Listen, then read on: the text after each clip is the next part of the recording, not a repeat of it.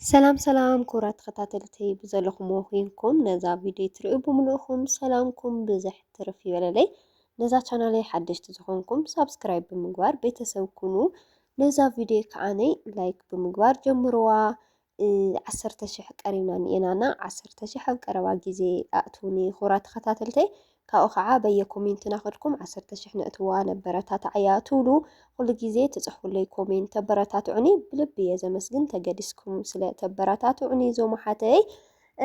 إلنا لو ما أنتي ناي سنبتوا لنا أي حزركم مزينكم لو ما أنتي دس لكا خلتها بعليو سنبتونيو سلاسيونيو والتيو سنبتنا كمي حلفنايو زبل حزركم مزيني أخو حايركمني كسا مجرشات تخطاتلو خورات تخطاتلتي حزي وقتو حدار نديلان إنا حدار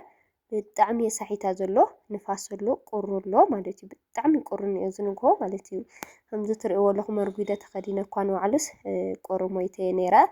عم خمز حز ساعاتي آتيمو مجمرتا ناي عم قاتنا هاللقو قدفو قري بقى اسمع معني خالي نيرو خقابلني خالن بتعمي يحمي منو نيرو زروت وقتو قرينيو سحيتاينيو نمالت زأكليو كأهون قوع سلازخونا ياو زابير أملخسي نخلو انتن نديزل مفتح اللوو حزي قوعي مخيد داخت كايدنها لها نفاس يزدلي مثلني مالتنا نقهو أسحيتا مشت كوابي دحر ساعات كعا زولو نفاس قنقربكم يخالن مالتي بتعمل نفاس النيو بزخونة اسكيلو معد خمينا لنا وعنا نزل شارح قوركمي حاوركم نفس عم جرشات خطاتلو أوزي خمز ترقيو لهم شقورتينا خطوكي قرصنا كسرح ياو كتشن سلا زي بلنا أو خلاصنا بغي حادو وقن مقارجا قردبيلنا أينا مقبنا قلنا نسرح يولوكم خمز ترقيو لهم أوزي شقورتي كتاتي فيه نانقلا لخويا يو تمالي ناس فيزا واقازي نقركوكم فيديو خينا وحيلي ينبر أسفيزا تمالي دحاني نيرو كوميدارة راح يخوي رمبر كالي دحانيو أي كانن شقورتي حزب بتعمي أني سنيو 5 كساع 7 توعي شقورت زبال 7 سوسا نيرو شقورت حزي ياو كافتو زنورو حافتو زغني ينصار بتعمي أني سنيو كوميدارة ياو كنسيخ على نكبيرينيو والتيو أوزي كوميدارة نختفكيه بزقات أمي منالوات ماشين حيس كنت مزقات دليا ويكعني يحيس كنت مزقات زبل مالتيو ياو ذا كوميدارة حاور أخو ذكركوا نجر ناي سعود لا أبيتني يوم دعرو كيد كابيتني يوم بوتا خير كاسي قلل زبلت ناي كوميدارة مختفيت ماشين الله نشتيا قلل زبلت يا برقد أو زخل نجر اللو يلوكمي جن اندحر أخا أخت مال أحاسيبكن فلاي 5 سلسة فوتوا كل جيزة بتدقاقامي كسرحة دليا سوات نسا قلل زبلت كأخ تبالاش أيري أنا وعد عرب كل جيزة أو زخر خوا جزا نوح جيزة تسمحني راي تبالاشنا كاو حيسكم تتموت وحيسكن تتمزع صبت يا قلل زبلت يا مالت أنا حيزة يا مزخون جن دام حزاي رأيا خلت عمتها تقلقللا جن كسا هزي من بلشت يبلن تسرح كايا خا مالتيو ناي كوميداريا جن نشتيا مالتيو ناوزي كوميداري كتاتي فيش نقولتي عنقلالي أوزو خا كوميداري نانقلال خويا كوميداري حاوخو يولون يولو زوم حدا مهورات كوميداري حاوخو يوقع خامبلع صبو يولو جن أنا أبسلسي ويك أنا حاو تأتيو كوميداري بتعمي طق زبلس نبينا مش شجورتي زتنقلالي تيزفوتي مالتيو أوزي بربرنا جيرنا همزتري والله بربرنا نانقلالنا أنشأ تقوري اللي خيتولو متجس يردأكم ميت فيديو خامي كام زفتنا له كأخا أما أخل كي دبركم نقرأسكو جلية بزخنا لو ما عندي تقوم فرفر إخسرح فرفر بتعمي زفوتي بربر النك نجر بتعمي حمز فوتي نجيركم نيرة همزات رئوا لكم جيرة لو ما عندي جد قرصنا ياو فرفريو مالتيو أبزا قداميت تشانالي نتدقاقام جيزي حيزي عزمت زنورهم حزي لو ما عندي دحر نوح جيزي جزا ختمت يانا حايرنا دس لول جيزي خنحلفينا ياو تذكروات فلطوات خونيهم سلا ميرناتي محازع لكم نيريا نزي تفولت واجن حز خلاليكم ياو ميري مالت كاب بهزاني جميرة بحنساب عبينا أو سدسون توسنا عامتات بحنساب حليفنا زرو نوح جزي بحدا خام مقبارنا استلعله لك حنقوالني تمثلني محازايا لو ما عند خلاليكم مالتيو ويزا حانت تشانالي كندي نقراتي وسيلاتني بس ما كوزو زنورو جنزبسي እቲ ዝነበሮ ቪድዮታት እዩ ብጣዕሚ ዘሕርቐኒሎም ማርያምን ወይ ዝነበረ ቪድዮታት ደስ በሃሊ ንዝናነየሉ ቪድዮታት ነይሩ ናይ ቤተሰብ ቪድዮ ነይሩ ካብኡ ከዓ ናኻንሾለይናት ክልተይ ቪድዮታት ነይሩና ወይ ዝሮ ክዝክሮ እናሃለኹ ብጣዕሚ እያ ተሕርቐኒ ብዝኾነ ግን ያው ዝኾነ ኮይኑ እዩ ችግር የብሉን ኣብዚ እዛ ትሪእዋ ኣለኹም ብጣዕሚ ዝፈትዋ መሓዛይ መፅያ ቡና ናፍላሕና ኢና ማለት እዩ ያው ነፍሰ ጾር እያ ነይራ መጀመርታ ብኸምኡ ምኽንያት እያ ሕርሲ እንታይ ይበሃል ጥንሲ ሕርሲ ክርስትና ገለ ብኸምኡ እናበለት ያው ገዛና ካብ ዘይትመፅእ ነዊሕ እያ ገይራ ኣነ እየ ዝኸድ ነይረ እምበር ሎማዓንቲ ግን ንመጀመርታ ግዜ ገዛና መፅያ ከምዚና ብሓንሳብ ደስ ዝብል ግዜ ኣሕሊፍና ይብለኩም ከምዚ ትሪእዎ ኣለኹም ኣብዚ ቡና ናፍላሕኹ እየ ወይ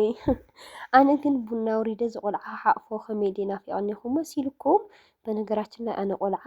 ብጣዕሚ እየ ዝፈቲ ብፍላይ ምስ ቆልዓ ምጭዋት ንዓይ ፍረሽ ኢሉ ዝገብረኒ ኣብ ደገ እናሃለኹሲ ዝኾነ ነገር ተተጨናኒቐ ወዲ ዓመይ ነይሩ ሽኮር ቆልዓ ንእሽተይና ምስኡ እየ ኩዕሾ ንጫወት ኩዕሾ ትሒዙ ንሱ ከዓ ኩዕሾ ተርእይዋ ንዓይ በቃ ንዒ እናበለ ዝጎተኒ ካብ ስራሐይ እውን ይዕርፈኒ ነይሩና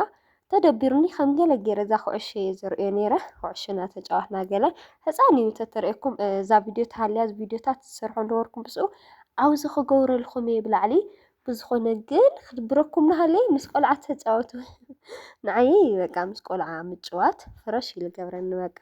ብፍላይ ዝዛረቦ ቃላት ዘውፅኦም ካብ ኣንደበቱ ካብኡ ከዓነይ እዞም ቆልዑ ክስሕቁ ናሃለዉ ገለ ከስሕቆም ናሃለኹ እናጫወትኩ ምናምን ደስ ይዝብለኒዋ ብዝኾነ ከምዚ ናበልና መዓልትና ኣድምሞ ቀቢልናዮ ኢናውዒልና ንብለኩም ያው ብድምፅና ክመፀኩም እየ ሓደ መዓልቲ ብድምፅና ናዕለልና ምናምን ዝሮ ግን እዛ ዝፈትዋ መሓዛይ ሜሪ መሓዛይ ትበሃል መሓዛይ ጥራሕም ክብላ ኣይክእልን ሓፍተይ ልክዕ ከም ሓፍተይ እየ ዝሪኣ ማለት እዩ ኣብ ናተይ ነገር ልክዕ ከም እናባዕላ ኣቢላ እያ ዝኾነ ዋላ ዝኾነ ስሕተት ክትሪኤለይ ናሃለይት በቃ ከምዛ መሓዛ ከይኮነስ ከምዛ ጓል ንኻዋ ብጣዕሚ በቃ ትቐፅዐካ ገለ እያ ብዝኾነ ኣብዚ ፍርፍርና ቀሪብና ይኸው ከምዚ ትሪእዎ ኣለኹም ምግብና እናበላዕና ኢና ማለት እዩ መጋረጃ እናተንቀሳቐሰት ቪድዮ ከም ገለ ይገብሮ ኣሎ ዓይንኹም ከም ገለ ድንብርብር ተይልኩም ብጣዕሚ ይቅርታ እናበልና ንቐደም በሉ ናሰንበት ፍርፍርና ነዚ ይመስል ያው ኣነ ፍርፍር ተኾይኑ ብጣዕሚ ዝደቐቐ ፍርፍር ኣይፈቱን ሓቂ ምንጋር ደቅቕ ፍርፍር ተኾይኑ ማለት ፍትፍት ዝበለ ፍርፍር ደስ ይብለንን ዝሮ ፍርፍር ተኾይኑ እልኽ ዝበለት እንጀራ ስቑኢሉ ብዓብዩ እልኽ ዝበለ ቁርስ ዝበለ እዩ ደስ ዝብለኒ ዝሮ እስኪ ኣነኩም ሞያታተይ ክርእየኩም ይሓስብ እየ ኩሉ ግዜ በቃ ክችን ምስ ስራሕኩ ክችን ምስ ገበርኩ ሓደ ምግብታት እናሰራሕኩ ገለገለ ሒዘልኩም ክመፅ እየ ማለት እዩ ብፍላይ ከዓኒ ደርሆ ይንኽእል ትብላ ሰባት ኣለኽን ከምዚ ከማይ ኣነ እውን ኣይክእልን ነይረ ኣብ ዝሓለፈ ዕለኩም እየ ደርሆ ይኽእልን ነይረ ግን ካብ ዝኾነ ቻናል ሪአ ተማሂረና ለካ እቲ ብዩቱብ ከምዚ ሞያታት ምምሃርሲ ፅቡቅ እዩና ኣነ ዝተምሃርክዎ ከዓ ንብዙሓት ሸር ክገብር ብጣዕሚ እየ ዝደሊ ማለት እዩ ግን እስኪ ክምኩር እየ ኣብ ቀፃሊ ሞያታተይ እውን እናርአኹም ሓደ ነገር ክሰርሕ እየ ዘይሓስብ ብዝኾነ ኣብዚ ቡና ናይሆ ወሪዱ ኣብዚ ካልኣይ ቡና እኒኦ ኣወል ቡና ሰቲና ኢና ኣጋጣሚ ጋሻ መፂና ይቀረፅና ነርና ጋሻ ክትብል ኩሉ ግዜ ትብል ትኾኑ እንታይ ድዩ ናስራሕ ገዛይ ኣብዛ ናስራሕ ገዛይ ቡና ስለንሰቲ ዋላ ተተዓፅያ ይንኳሕኳሕ እዩ ማለት እዩ ክሳዕ ክንደኡ ዝኣክል ስራሕ ዘለዎ ይኾነን ግን ሓደ መዓልቲ እኒኦ ኣጋጣሚ በቃ ዋላ ተዓፅዩስ ተንኳሕኩሕና ምናምን ኢና እንትንብል ብዝኾነ ብኸምኡ ምክንያት ኣቋሪጥናዮ ነርና ኣብዚ ግን ካልኣይ ቡና ናያ እኒኣ ከምዚ ትሪእዎ ኣለኹም ቤቢዋይ እውን ኣብዚ ሓቂፎዮ እኒአኹ ይኒማር እዩ ከምዚ ትሪእዎ ኣለኹም ወዲ መሓዛዩ ከመይ ርኢኹምኒ ቆልዓ ሓቂፍካ ቡና ምፍላሕ የጥዕመለይ ዶ ኣብቲ በቃ ክስሕቕ እየ ዝደለኹ። ህፃን ቆልዓ ግን ካብ መኣዝዩ ምስሓቕ ዝጅምር በርግጥ ካብ ህፃን እኮ ይስሕቕ እዩ ግን